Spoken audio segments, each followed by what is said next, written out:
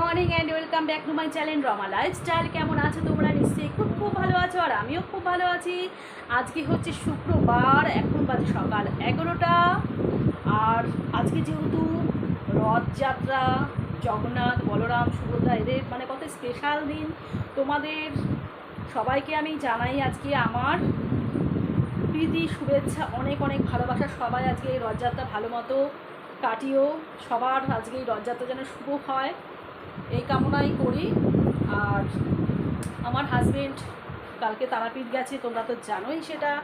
কারণ ওরা কালকে কেন গেল, যে শুনেছে কাদের থেকে যে রথে নাকি তারা মাকে নাকি বাইরে বের করে ঘোরানো হয়, সেই কারণের জন্যেই সবাই মানে বন্ধু বান্ধব আরও অনেকে মিলেই গেছে, গিয়ে সেই সেটা দেখবে। আমরা তারাপীঠ যাই অন্য সময়, কিন্তু রথে কিন্তু আমাদের যাওয়া হয় না। এবার যেহেতু গেছে, এবার যাবে, ওরা ঠিকঠাক করেছে, হঠাৎ করে তো চলেই গেল। আর আজকে দেখো, আমার এতক্ষণ মানে ফোনে কোনো নেট না, কোনো ব্যালেন্স কিছু ছিল না। ছেলেকে টাকা দিলাম, ও দোকান থেকেই মাত্র আসলো ব্যালেন্স ভরিয়ে। আর হচ্ছে আমি এই যে এখনো কিছু বসাইনি, কারণ আজকে আমার কোনো টিফিন করতে হবে না। কারণ আমার মেয়ের শ্বশুরবাড়ি থেকে আমার শাশুড়ি গেছিলো, ওখানে হচ্ছে আজকে আমার বিয়ান ঠাকুরকে খিচুড়ি ভোগ দিয়েছে, এই যে দেখতে পাচ্ছ।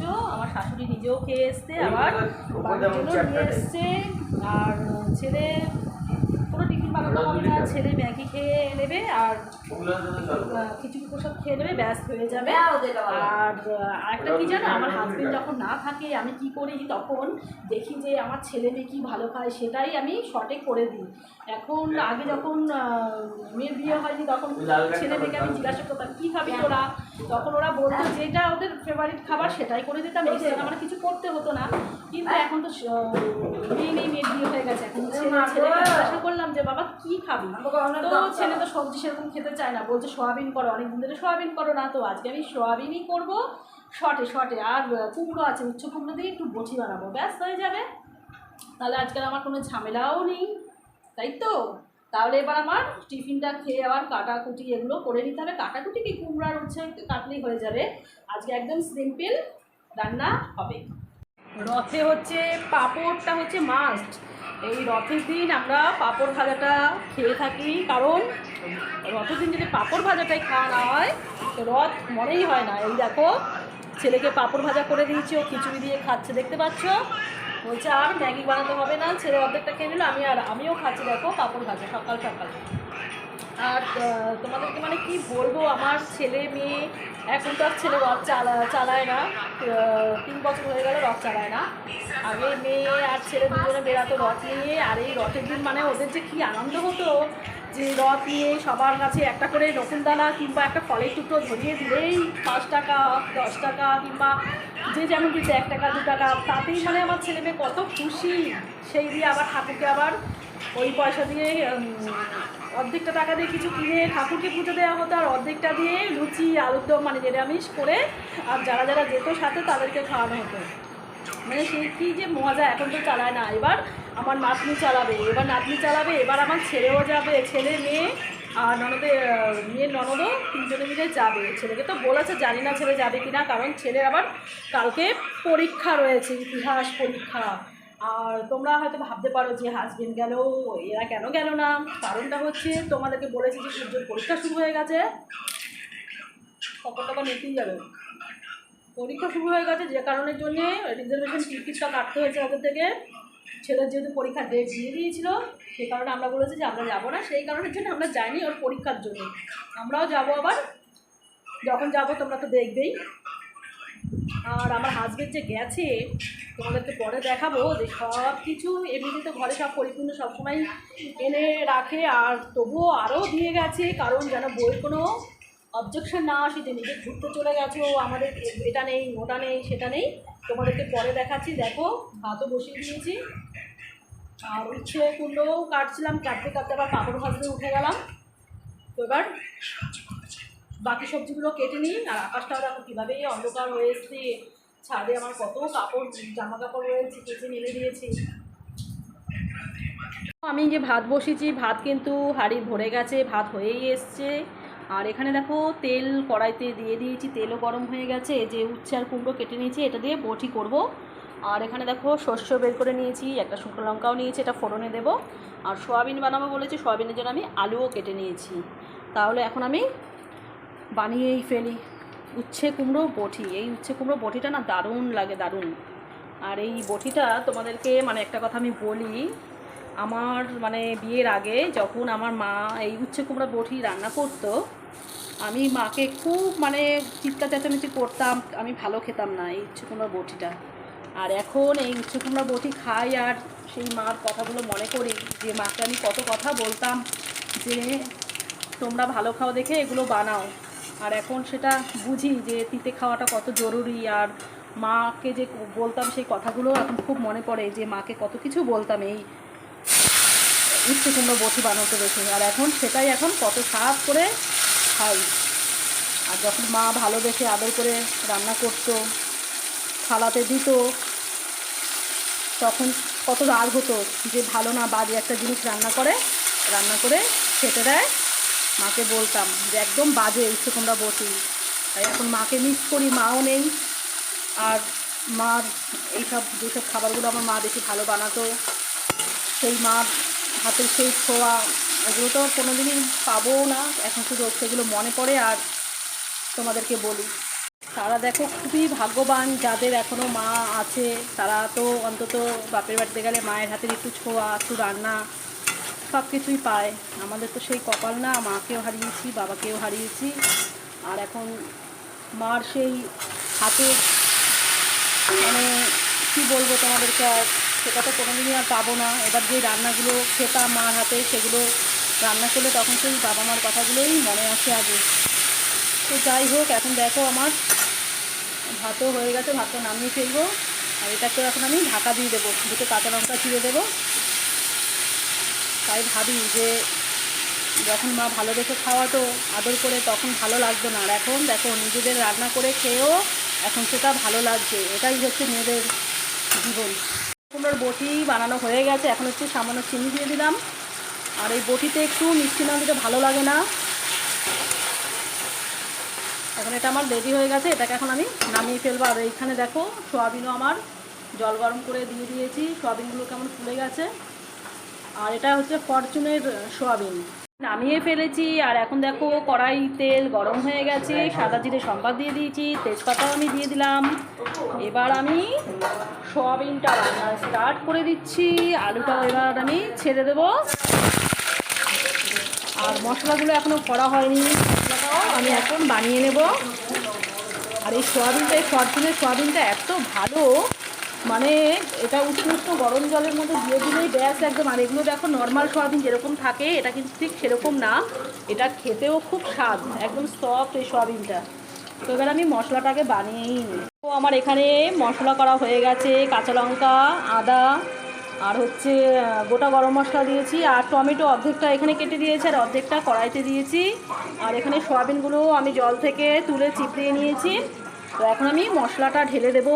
আর এর সাথে এখন অ্যাড করবো হচ্ছে জিরের গুঁড়ো আর লঙ্কার গুঁড়ো একটু দিতে হবে কালারের জন্যে, হলুদ, নুন যা যা পরিমাণ মতো দিতে হবে। এখানে দেখো আমার সব মশলাই দেওয়া হয়ে গেছে, জিরের গুঁড়ো, লঙ্কার গুঁড়ো, হলুদ আর একটু লবণও দিয়ে দিলাম। এখন এটাকে শুধু নাড়াচাড়াই কাজ। আর এই নিরামিষ সোয়াবিন প্রত্যেকেই জানে, কারণ 2-3 দিন হয়ে গেল তোমাদের সাথে আমি সেরকমভাবে রান্না দেখাচ্ছি না, সে কারণে ভাবলাম আজকে তো নিরামিষ, একটু নিরামিষ সোয়াবিনই বানাই, যেটা করছি সেটাই দেখাই। কারণ একেই হচ্ছে শুধু সোয়াবিন আর উচ্ছে কুমড়ো বটি বানাচ্ছি, যদি এটা একটু দেখতেও ভালো না হয়, খেতেও ভালো না হয়, তাহলে কী দিয়ে খাবে? আমার ছেলের আবার একদম স্পেশাল মুড, মানে দেখতেও সুন্দর হতে হবে। যে কারণের জন্যই আমি এখানে একটু লঙ্কার গুঁড়ো একটু অ্যাড করে দিলাম। আর তোমাদেরকে তো বলেছি যে আমার হাজব্যান্ড যখন না থাকে তখন কিন্তু আমি শর্টেই কাজ চালাই। আর তোমরা ভাববে না যে আমার হাজব্যান্ড ঘুরতে গেছে দেখে কোনো কিছু না দিয়েই গেছে, সব কিছু পরিপূর্ণ করেই গেছে। তোমাদেরকে আমি পরে সেটা দেখাবো। আর এখন আমার মশলাটা দেখো কষে গেছে, আমি এখন সোয়াবিনটাও এর মধ্যে ঢেলে দিলাম।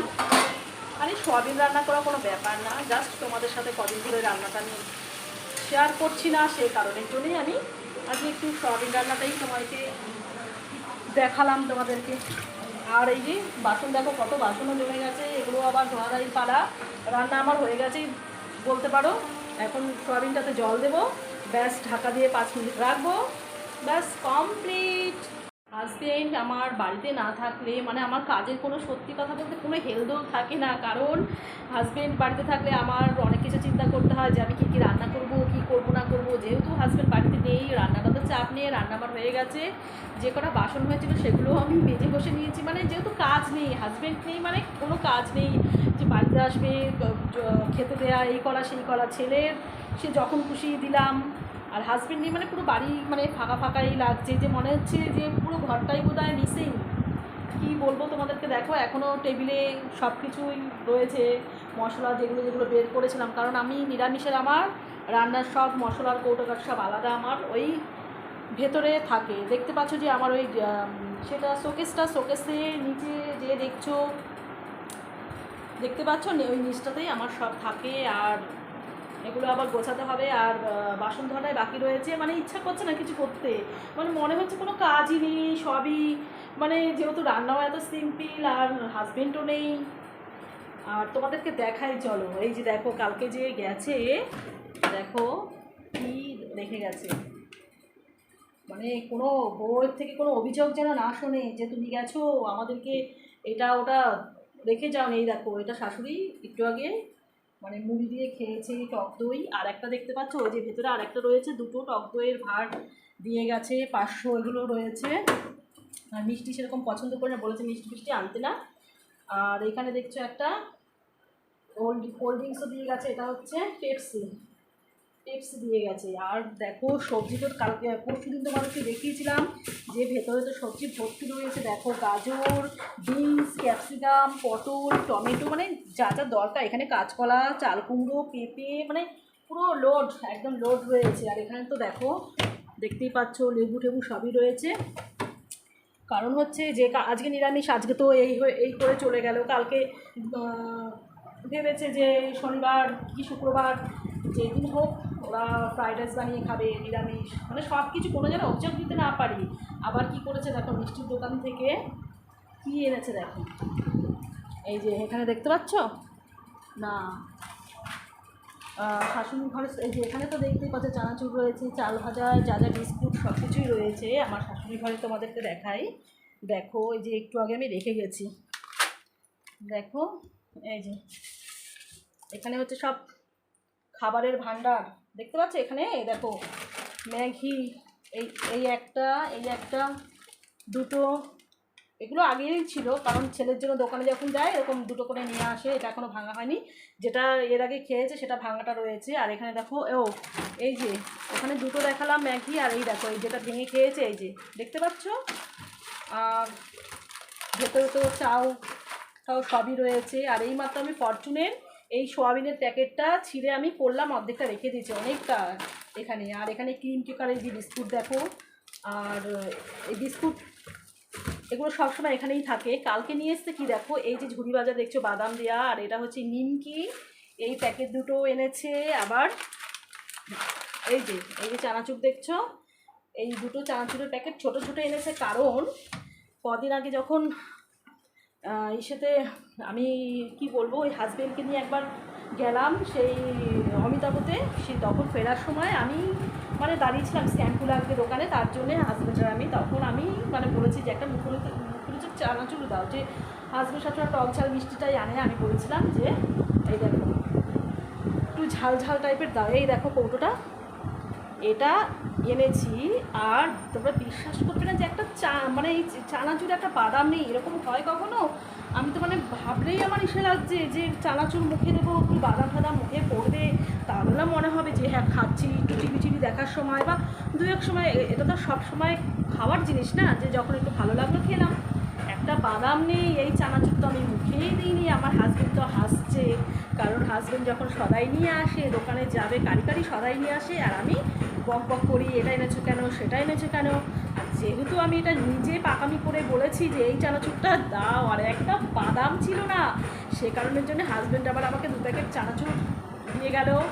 নিমকি, ঝুড়ি ভাজা, মানে যা যা লাগে, যে বউ যেন কোনো রিপোর্ট দিতে না পারে। আর মাছ তো ফ্রিজে কালকে রেখেছি, লোটে মাছ, আর রোববার দিন যদি টাকাও আবার দিয়ে গেছে মাংস আনার, মাংস খাওয়ার, এবার দেখি ছেলে কী খায়। সেই কারণের জন্যে আবার আজকে পুজো দিয়েছি, কী দিয়ে দেখো, এই যে হাজব্যান্ডই এনে দিয়ে গেছে, এই যে দেখছো, এখান থেকে শাশুড়ি খেয়েছে একটা মিষ্টি, আর এসে দিয়েছি কলা দিয়েছি আর লেবু, সরবত লেবু দিয়ে পুজো দিয়েছি। আর এখন আমার ঘরের দেখতে পাচ্ছ সব কিছুই রান্না কিন্তু কমপ্লিট, কিন্তু কাজের অত মানে হেলদোল নেই। জানি যে হাজব্যান্ড তো বাজারে গেলে যেরকম দোকান করে বাড়িতে কিনবে এই টাইমে না, এই টাইমের মধ্যে করে ফেলতে হবে। তো এখন 1টা বাজে, এখন আমার রান্না কমপ্লিট হয়ে গেছে। এখন আমি বাসনও সোয়াবিন হতে হতে দেখো বাসনগুলো ধুয়ে উবুর দিয়ে দিয়েছি, দেখতে পাচ্ছ বাসন ধুয়ে দিয়েছি, শুধু কড়াইটাই বাকি রয়েছে। আর আমার কাজ এভাবেই করতে হয়, কারণ একার হাতের আমার করতে হবে। আমি জানি আমার বাসনও ধুতে হবে, আমার রান্নাও করতে হবে, আমার সব ঘরগুলো পরিষ্কার রাখতে হবে, সেইভাবেই আমাকে করতে হয় হিসাব করে। যেহেতু আমার তরকারিতে আমি ঝোল দিয়ে দিয়েছি, যেন ফটাফট করে আগে বাসনটা মেজে নিই, তাহলে নিজেই রিল্যাক্স করতে পারবো। সে কারণে কমপ্লিট। এখন শুধু টেবিল থেকে মশলার কৌটোগুলো একটু হাঁটিয়ে টেবিলটাকে মুছে দেবো, আর কড়াইটা মেজে গ্যাসটা মুছে দেবো, বেশ কমপ্লিট হয়ে যাবে। তারপর আবার খাওয়া দাওয়ার পালা, তাই না? দেখো দেখতে পাচ্ছ ওই যে বসে রয়েছে ভাত খাওয়ার জন্য। তো তোমাদের আমি লাঞ্চ মেনুটা আগে দেখিয়ে দিই, আর দেরি করা যাবে। দেখো আমার সেই সোয়াবিনের ঝোল, ঝোল বলা ভুল হবে, দেখো ঝোল কিন্তু বেশি রাখিনি, কারণ ঝোলটা কে খাবে। আর এই হচ্ছে উচ্ছে কুমড়ো বটি, আর দেখো শাশুড়ির ভাতও কিন্তু বাড়া হয়ে গেছে, ওনাকে খেতে দিয়ে দিই আগে। এই যে এই যে দেখো আমার দিদি ভাই এই প্রথম বছর রথ চালাবে, এই যে রথ নিয়ে এসছে, দেখো কত সুন্দরভাবে সাজিয়েছে, দেখতে পাচ্ছ তোমরা, দেখো। আর এই যে আমার সূর্য, আর এই যে আমার এক নাতি বীর দাঁড়িয়ে রয়েছে, সবাই এই যে শোনা যে রথ চালাবে, দেখো কোলে উঠে রয়েছে, তাই না? এই যে এবার দেখো ক্যান্ডিডেট কত, এই যে আমার মেয়ে, আর এই যে হচ্ছে টুকটুক ননদ, আর এটা হচ্ছে প্যান্ডেল করার লোক, তাই তো?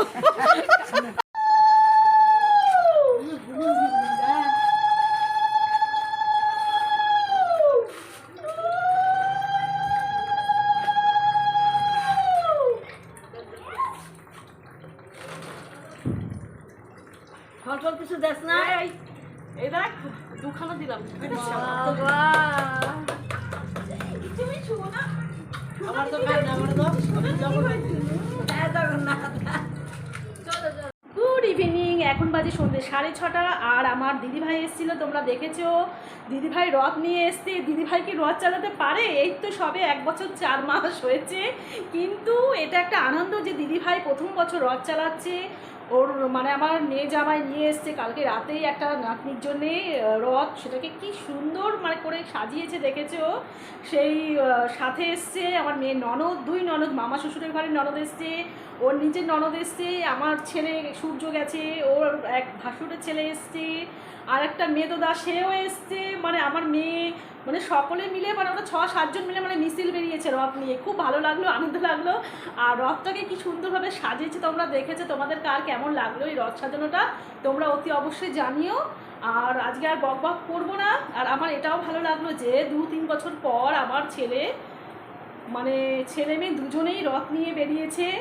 আগে নিজেরা বেরাতো ছোটোবেলায়, এখন দিদিভাইয়ের সাথে, দিদিভাইকে নিয়ে, দিদিভাইকে উদ্দেশ্য করেই রথ আনা, রথ চালানো, 2 ভাই বোনই বেরিয়েছে। আমার খুব ভালো লাগলো। আর তোমরা সকলে ভালো থেকো, সুস্থ থেকো, নিজের শরীরের প্রতি যত্ন নিও। আর আমার ভিডিওটি যদি তোমাদের ভালো লেগে থাকে তো লাইক, কমেন্ট আর শেয়ার করে দিও। আর আমার চ্যানেলে যদি নতুন বন্ধু হও, আমার চ্যানেলটিকে সাবস্ক্রাইব করে দিও। তো আজকে এতটাই, টাটা। আর গুড নাইট কিন্তু এখন দেবো না, কারণ এখন মাত্র বাজে 6:30, তাই তো?